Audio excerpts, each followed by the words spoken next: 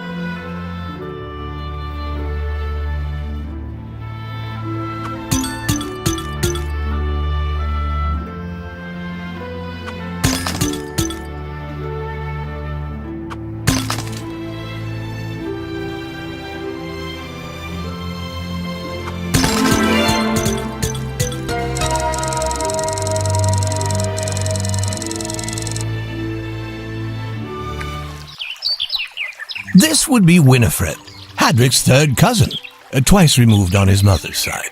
Hadrick, said Winifred, are you ever going to fix my butter churn? It seems Hadrick had been promising all week. I haven't the time, Winifred.